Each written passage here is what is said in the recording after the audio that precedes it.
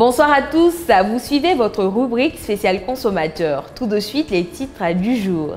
Des perturbations annoncées sur les services Orange.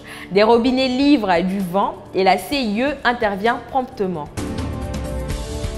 En Côte d'Ivoire, 3 sociétés se partagent le secteur de la téléphonie mobile.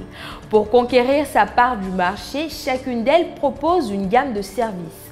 Cependant, il arrive fréquemment que des dysfonctionnements surviennent sur ces derniers. C'est le cas chez Orange Côte d'Ivoire. Ainsi, pour satisfaire ses clients, la dite société déploie de grands moyens techniques en vue de faire la maintenance sur ses installations. Toutefois, ces travaux entraînent souvent des perturbations.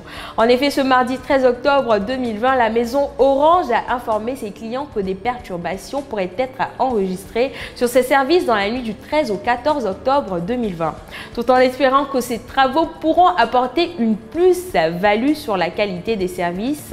Les clients sont obligés de prendre leur mal en patience. L'eau est une denrée essentielle pour l'homme. Ainsi, pour permettre aux populations ivoiriennes d'avoir accès à ce liquide vital, l'État chargé la SODECI d'assurer sa distribution. Cependant, il arrive fréquemment que les habitants se retrouvent sans eau dans leur robinet. Le jeudi 8 octobre 2020, les habitants du quartier Paillé, situé dans la commune d'Adjamé, ont vécu cette triste réalité. De ce fait, les habitants étaient obligés de se rendre sur un autre site afin de se procurer de l'eau. Traoré Brakissa, une habitante du quartier interrogée, a fait savoir à un reporter de Pépé Soupe que cette situation perdure depuis 2 semaines maintenant. Pour ce faire, elle a appelé la SODECI à prendre les mesures idoines afin de trouver une solution durable à cette situation. Bignata Kwame a, dans un post effectué ce lundi 12 octobre 2020, attiré l'attention de la CIE sur un réel danger dans son quartier Akekwa à Abobo.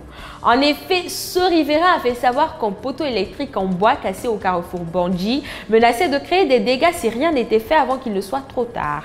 Alors qu'il pensait avoir prêché dans le désert quelques heures plus tôt, c'est tout surpris qu'il a été contacté par le commissariat du district de police de sa commune.